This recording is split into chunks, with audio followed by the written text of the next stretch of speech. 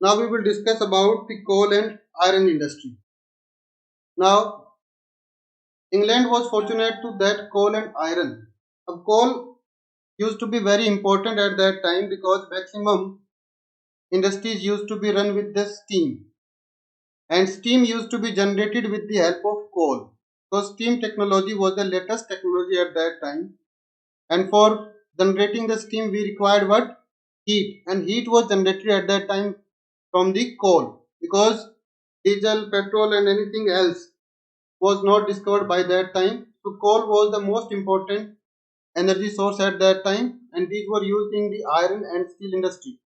And iron and steel industry is the backbone of industrial development that we all know. So you must have read this in the 10th class also in geography, that iron and steel industry is called as the backbone of industry. And in iron industry there are requirement of three things. First is iron, second is coal, and the third one is limestone. So coal and iron are the most required things in the iron and steel industry. As a result, coal and iron both were available in England, and they were available close to each other. Is that clear? So by the 18th century there used to be scarcity of the usable iron. The iron which was produced at that time was not good, but thereafter some technological changes were there. As a result, England started producing the iron which could for many purposes. Iron was drawn out from the ore. The raw form of iron is called the iron ore, and it used to be obtained through the melting of that raw iron, and it used to be obtained as the liquid metal, and that process is called smelting process. Smelting is generally done in blast furnace, that you have read in 10th class also. Smelting, smashing plus melting, in which the raw iron, which is a kind of stone, that is broken, and then it is melted. As a result, this process is called smelting, and then this melted molten iron is poured into a mold, and in this way iron is obtained. And for that we require the heat to generate the required heat for melting the iron, and that heat was generally obtained at that time from charcoal. So what is charcoal? Have you heard the name of charcoal? Charcoal, charred plus coal. Charred means burnt coal.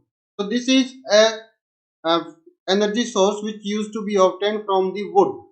When wood is burnt in absence of oxygen, then we obtain what? Charcoal or charred coal. So charcoal was the major source of generating heat for the iron and steel industry. But that could generate very less heat, and there were certain other problems with the charcoal. As a result, these were also removed later on with some inventions.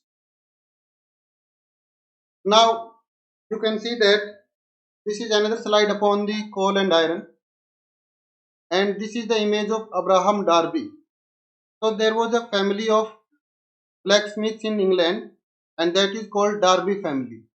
And he is the first person who did a lot of invention in the field of iron and steel industry. And his name was Abraham Darby. What was his name? Abraham Darby. So as I told you that before the use of coal, charcoal was used. But charcoal has certain problems. First of all, it is fragile to transport when the charcoal is taken from the forest, because this was generally prepared in the rural areas or in the forest because wood is available there. So from there it used to be transported to the industry, and while taking it to a long distance, it was crushed on the way. As a result, when it is crushed, it remains of no use. So that is also a reason. Secondly, its impurity. It was not pure. So its impurities are used to produce a poor quality of iron. Good quality of iron could not be produced with the help of charcoal or charcoal. Then shortage of supply became because of shortage of forest.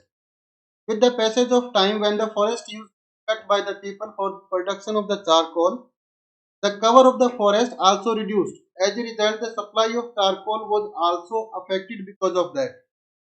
This problem was solved by a family of iron master or blacksmith, and their family's name was the Derby family, and they were from the Shropshire, which is a place in England. So, first invention which was done in 1709 by the first member of Derby family, that is Abraham Derby, whose image is given in the side, and this was a blast furnace. So, whatever invention was done by the Abraham Darby, that was a blast furnace.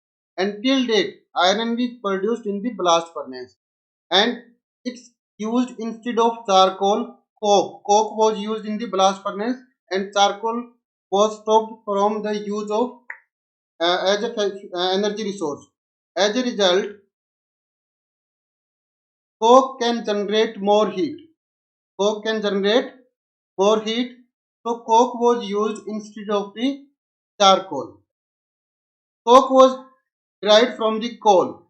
From where we derive the coke, it is derived from the coal by removing the sulfur and impurities, and it can generate considerable heat as compared to the charcoal. Am I audible to you? Yes, sir. Okay. Then next slide. In this in the 1770s, John Wilkinson. This is the image of John Wilkinson, who was also one of the inventor who invented uh, in the new technologies in the iron and steel industry. He first he was the person who made the first iron chair, pots and breweries and distilleries and iron pipes of all sizes. So these all inventions are done by the John Wilkinson. Wilkinson used cast iron for the first time to make water pipe. So this was the first time who made the water pipe for 40 miles, and it was made to supply the water to the city of Paris. Britain was lucky in possessing excellent coking coal and high grade iron. That I told you earlier also, that in Britain both the things were available, coal and high grade iron, and both are required to make for the iron and steel industry. So these two things were available in the same basin. It means they were available close to each other. Like in India also, coal and iron are available in a place, in an area, which are close to each other. Which area is that? Can you tell me the name of that area where coal and iron both are available in India? And maximum iron and steel. Mayurbhanj. Sir, Mayurbhanj. It's Chota Nagpur Plateau. Mayurbhanj is also a part of Chota Nagpur Plateau. Chota Nagpur Plateau, which lies in the state of Odisha, state of Chhattisgarh, parts of Bihar, Jharkhand, and West Bengal. So this is the entire area where we can get the coal as well as the iron ore. As a result, this area provides the best conditions available for the iron and steel industry. And maximum iron and steel industry of India is located in that area because of the availability of iron and coal. The same kind of availability of iron and coal was also available in Britain, and they were available close to each other. So that provided the best uh, possibility for iron and steel industry. As a result, maximum iron and steel industry at that time was located in England.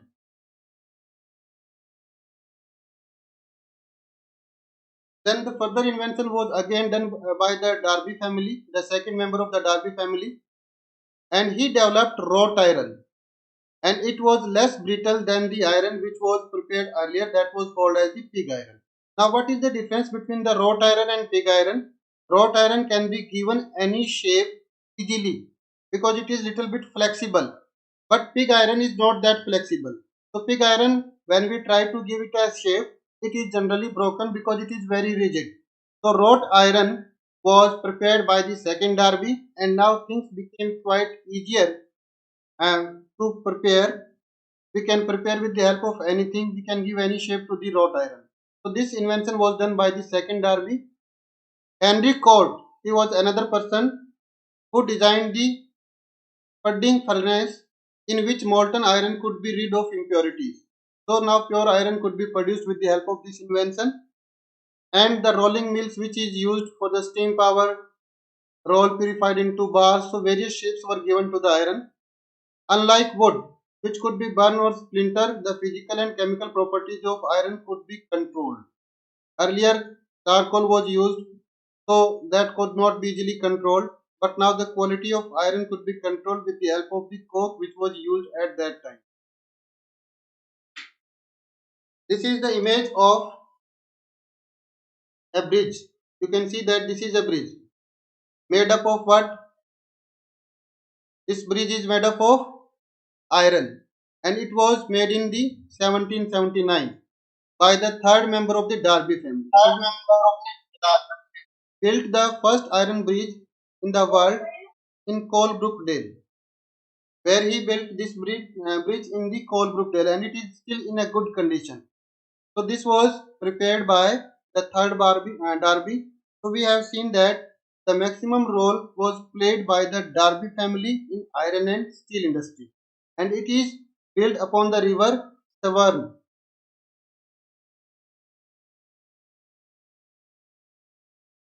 Now, since the coalfield were near the coast, yes, since the coalfield were near the coast, shipbuilding increased, and ships were required at that time a lot, because at that time only that country used to be the strongest country whose navy used to be strong. Now the maximum role is played by the air force.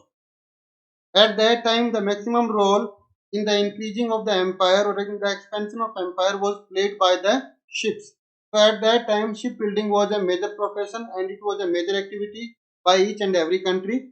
And coalfield and iron field of England used to be close to the coast. So iron could be easily transported from that place to the coast, where shipbuilding could be easily done.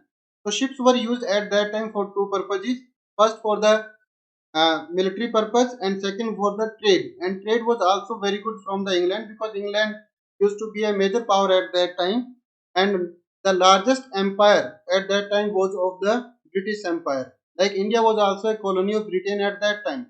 So maximum trade used to take place in the world with the Britain. So Britain required a large number of ships, and ship could be easily made with the available of coal and iron available in the England. The British iron industry quadrupled, means its progress increased four times, and its output also increased four times between 1800 to 1830. So we can see that there was a rapid growth in the British iron and steel industry. By 1848, Britain was smelting more iron than the rest of the world put together. Means the Britain was much ahead than the other countries, and other countries, if they are put together, they could not produce half of the iron of the Britain. So Britain was the leading iron producer at that time. As a result, this is also a factor why Britain became a major power at that time. Now the second industry is cotton industry. So iron and steel industry is the backbone of industrial development, and cotton industry was the second industry of England, which also developed a lot. Actually, the cotton mill was the first industry which was set up. Iron and steel industry came much later. Initial, the industries which were set up, that was of cotton industry or textile industry. And the first cotton mill was set up in Manchester, that is in England. Like in India, where the first cotton mill was set up, which Surat, industry was set up first time in India and where? cotton textile in Surat. Cotton textile industry, it was set up in 1854 in Mumbai. The second was jute industry in 1859 in Risra near Kolkata. So textile industry is the first industry which was set up in England also, and it was set up in Manchester. And Ahmedabad is called as the Manchester of India because maximum cotton industries are located there. So the British had always woven cloth out of wool. Earlier Britain used to manufacture the wool cloth and flax cloth because cotton was not available in England.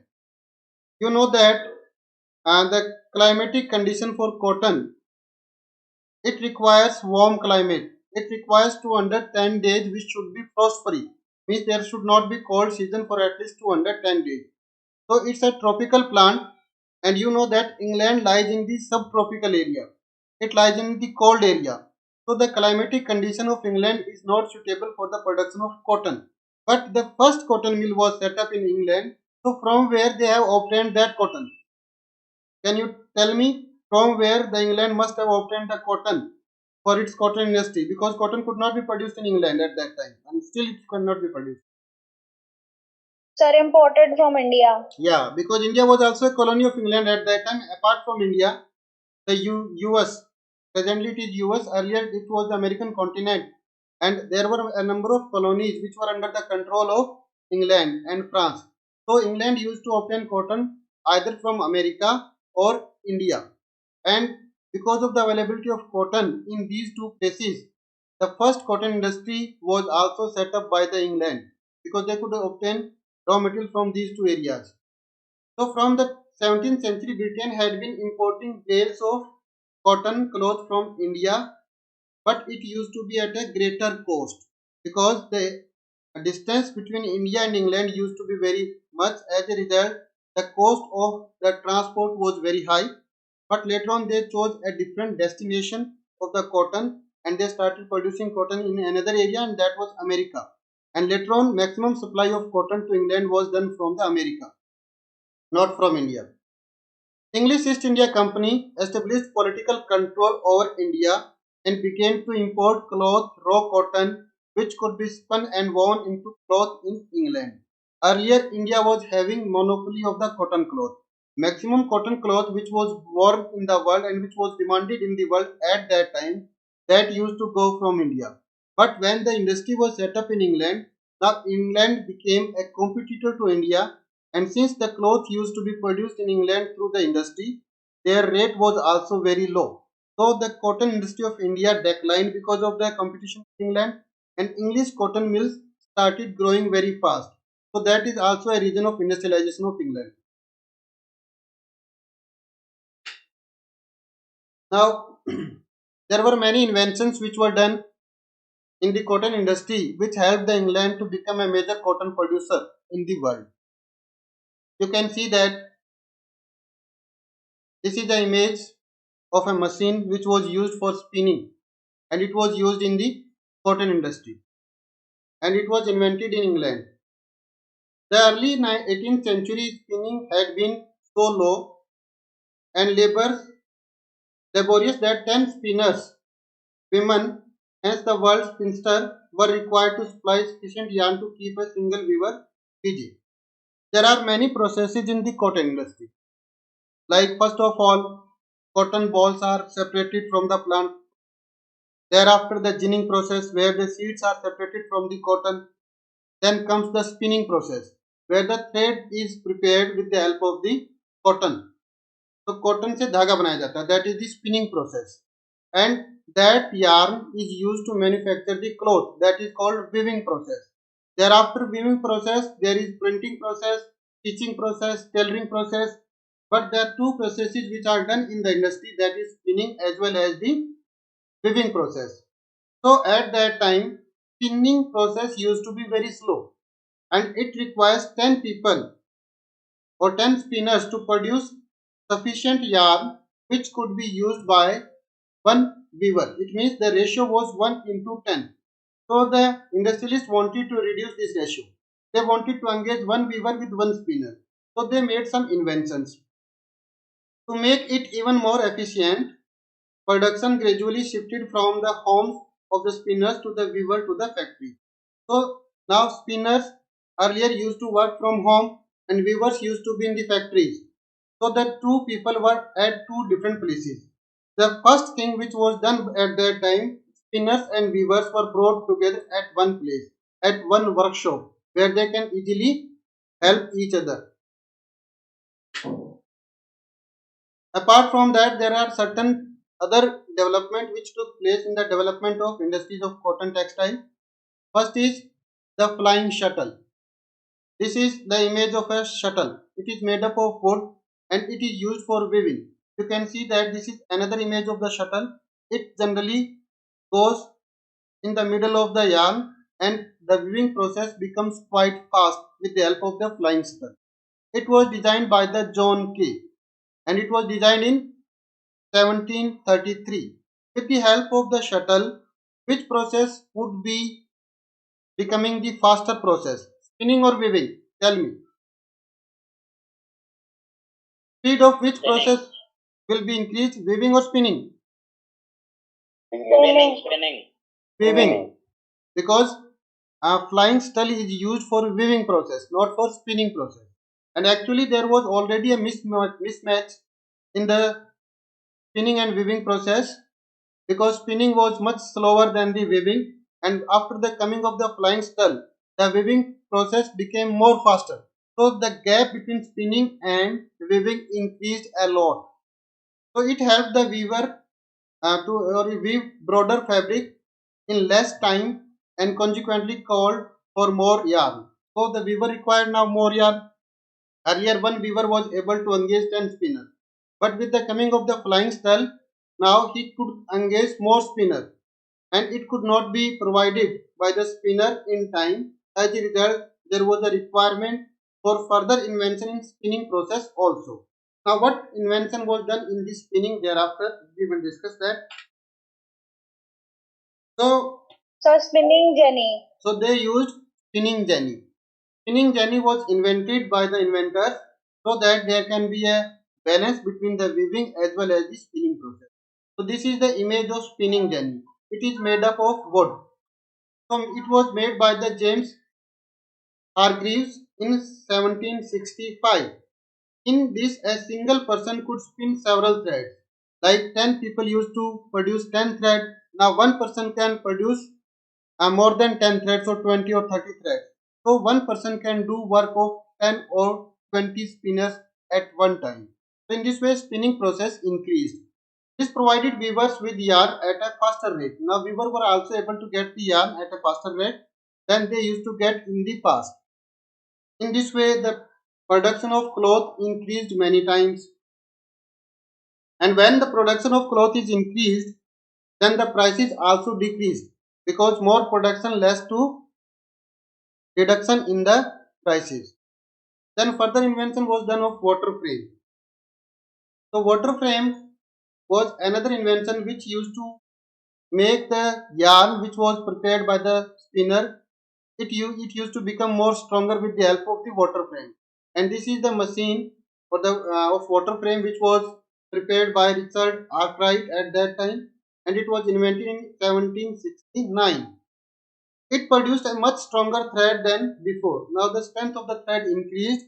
As a result, the thread could not be broken easily, and weaving process also helped because of this water frame. This also made it possible to weave pure cotton fabric. Earlier there used to be mixed fabric, some wool and some cotton. Now the pure cotton fabric could be produced with the help of the water frame. So water frame was also a major invention of that time. Then the next machine was the mule. This is the mule. The mule was nickname of the machine invented in 1799 and it was invented by the Samuel Crompton.